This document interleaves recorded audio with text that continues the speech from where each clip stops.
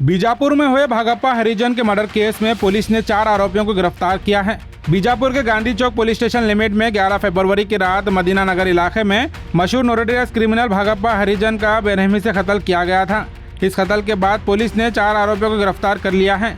बीजापुर के एसपी लक्ष्मण निंबर्गी ने बताया, कुछ वक्त पहले हुए रवि मलनकेरी के मर्डर केस में भागप्पा हरिजन का नाम सामने आया था और उसी मर्डर के रिवेंज में रवि के छोटे भाई पिंटू मलनकेरी ने अपने दोस्तों के साथ मिलकर भागप्पा हरिजन का कत्ल किया है। भागप्पा हरिजन एक खतरनाक क्रिमिनल था जिसका खासकर बीजापुर और गुलबर्गा में खौफ देखा गया है। भागप्पा के कत्ल के बाद पुलिस ने पिंटू मलनकेरी, भीमा शंकर, संदीप कांबले और मणिकंता नामी 4 लोगों को गिरफ्तार किया है। बताया जा रहा है कि एक पुरानी दुश्मनी और पैसों के लेन देन के चलते यह कत्ल किया गया है। भागप्पा हरिजन के खिलाफ अपने करीबी रिश्तेदार रवि मलनकेरी का कत्ल करने का इल्जाम था। रवि के मर्डर के बाद भागप्पा हरिजन रवि के छोटे भाई पिंटू मलनकेरी को डरा धमकाकर रवि के प्रॉपर्टी या फिर 10 करोड़ रुपया देने की मांग कर रहा था। प्रॉपर्टी या पैसा ना देने पर पिंटू को भी मार देने की धमकी दी जा रही थी। लगातार मिल रही धमकी से परेशान होकर प्रकाश अलियास पिंटू मलनकेरी ने अपने दोस्तों और रिश्तेदारों के साथ मिलकर भागप्पा को जान से मारने का प्लान बनाया था और 11 फरवरी की रात भागप्पा को उसके घर के सामने पिंटू और उसके साथियों ने ऑटो में आकर पहले भागप्पा पर गोली चलाई और फिर खुलाड़ी और तेज हथियारों से मारकर कत्ल कर दिया है।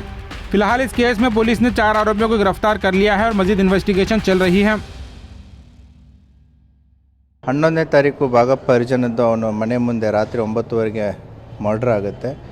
ಪಿಂಟು ಅಲಿಯಾಸ್ ಪ್ರಕಾಶ್ ಮತ್ತು ಇನ್ನು 4-5 ಜನ ಬಂದುಬಿಟ್ಟು ಆತನ ಮೇಲೆ ಮಾರಣಾಂತಿಕವಾದಂಥ ಹಲ್ಲೆಯನ್ನು ಮಾಡಿ ಬಂದೂಕಿನಿಂದ ಗುಂಡನ್ನು ಹಾರಿಸಿ ಕೊಲೆ ಮಾಡಿದರು ಅಂತೇಳಿ ಅವರ ಮಗಳಾದಂಥ ಗಂಗೂಬಾಯಿ ಕಂಪ್ಲೇಂಟನ್ನು ಕೊಟ್ಟಿರ್ತಾರೆ.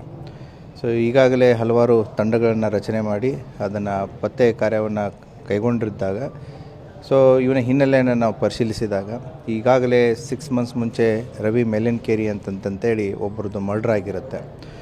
ಆ ಮರ್ಡರ್ ವಿಚಾರದಲ್ಲಿ ಹಲವಾರು ಆರೋಪಿತರುಗಳು ಏನಿದ್ದಾರೆ ಅವರು ಕೂಡ ಭಾಗಪ್ಪ ಹರಿಜನ ಜೊತೆಗೆ ಗುರುತಿಸ್ಕೊಂಡವರು. ಸೊ ಆ ಹಿನ್ನೆಲೆಯನ್ನು ನೋಡಿದಾಗ ಈ ಪಿಂಟೋ ಮತ್ತು ಏನು ಅಲಿಯಾಸ್ ಪ್ರಕಾಶ ಇದ್ದಾನೆ ಈ ರವಿ ಮೆಲನ್ಕೇರಿಯ ತಮ್ಮ ಆಗಿರ್ತಾನೆ. ಸೊ ರವಿ ಮತ್ತು ಭಾಗಪ್ಪನ ಮಧ್ಯೆ ಹಲವಾರು ಏನು ವ್ಯವಹಾರಗಳು ಇರ್ತವೆ. ರವಿ ಸತ್ತಾದ ಮೇಲೆ ಭಾಗಪ್ಪ ಪ್ರಕಾಶ್ಗೆ ಥ್ರೆಟ್ ಮಾಡ್ತಾ ಇರ್ತಾನೆ. ನನ್ನ ಹೆಸರಲ್ಲಿ ರವಿ ಸಾಕಷ್ಟು ಆಸ್ತಿ, ದುಡ್ಡು, ವಾಹನ ಎಲ್ಲ ಮಾಡಿದ್ದಾನೆ, ಅವುಗಳನ್ನೆಲ್ಲ ನಮಗೆ ವಾಪಸ್ ಕೊಡು, ಇಲ್ಲ ಅಂತಂತಂದರೆ ನಿಮ್ಮನ್ನು ಜೀವ ಸಹಿತ ಬಿಡಲ್ಲ, ಇಲ್ಲ 10 ಕೋಟಿ ರೂಪಾಯಿ ದುಡ್ಡು ಕೊಡು, ಇಲ್ಲ ಅಂತಂತಂದರೆ ಹೆಣ್ಣಿನ ಬಗ್ಗೆ ಅವಾಚ್ಯವಾಗಿ ಮಾತಾಡಿರ್ತಾನೆ. ಸೊ ನಿನ್ನ ಅಣ್ಣನಿಗಾದಂಥ ಗತಿ ನಿನಗಾಗತ್ತೆ ಅಂತಂತೇಳಿ ಪ್ರಕಾಶ್ಗೆ ಹೆದರಿಸಿರ್ತಾನೆ. ಸೊ ಪ್ರಕಾಶ್ಗೆ ಅನಿಸುತ್ತೆ ನಮ್ಮ ಅಣ್ಣನ ಸಾವಿಗೆ ಈ ಭಾಗಪ್ಪನೇ ಕಾರಣ.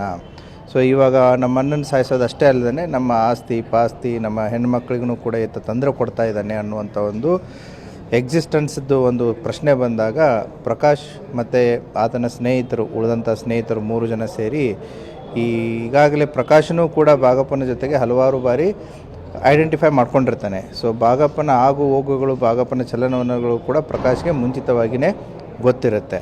ಸೊ ಆ ಹಿನ್ನೆಲೆಯಲ್ಲಿ ಅವತ್ತಿನ ದಿನ ರಾತ್ರಿ ಈ 4 ಜನ ಸಂಚನ್ನು ಮಾಡಿ ಸೊ ಕಂಟ್ರಿ ಮೇಡ್ ಪಿಸ್ತೂಲಿಂದ ಮತ್ತು ಕೊಡ್ಲಿ ತಲವಾರ್ನಿಂದ ಈ ಭಾಗಪ್ಪನ ಅವತ್ತು ಮರ್ಡರ್ ಮಾಡ್ತಾರೆ.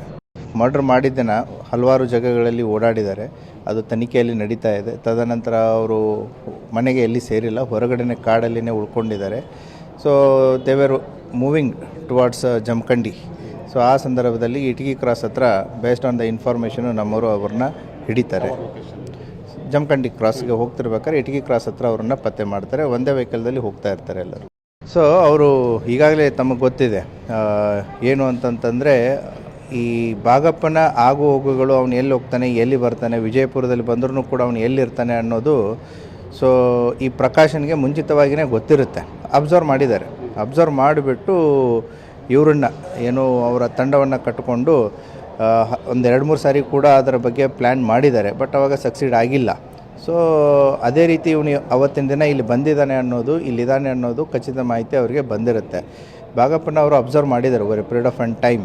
ಯಾಕಂದರೆ ಭಾಗಪ್ಪ ಪ್ರಕಾಶ್ಗೆ ಹೊಸಬನೇನಲ್ಲ, ಅದೇ ರೀತಿ ಪ್ರಕಾಶ್ನು ಕೂಡ ಭಾಗಪ್ಪನಿಗೆ ಹೊಸಬನೇನಲ್ಲ, ಸಂಬಂಧಿಕನೂ ಆಗ್ತಾನೆ. ಮತ್ತು ಮುಂಚೆ ಸಾಕಷ್ಟು ಸಾರಿ ಈ ಭಾಗಪ್ಪನ ಬೇರೆ ಕಡೆ ಕರ್ಕೊಂಡು ಹೋಗೋದು ಮಾಡೋದನ್ನು ಪ್ರಕಾಶ್ ಕೂಡ ಡ್ರೈವರಾಗಿ ಕೆಲಸ ಮಾಡಿದವನೇ ಇದ್ದಾನೆ. ಸೊ ಆ ಹಿನ್ನೆಲೆಯಲ್ಲಿ ಭಾಗಪ್ಪ ಎಲ್ಲಿ ಹೋಗ್ತಾನೆ, ಎಲ್ಲಿ ಬರ್ತಾನೆ ಅನ್ನೋದು ಸಂಪೂರ್ಣವಾದಂಥ ಒಂದು ಐಡಿಯಾ ಪ್ರಕಾಶ್ಗೆ ಇರುತ್ತೆ.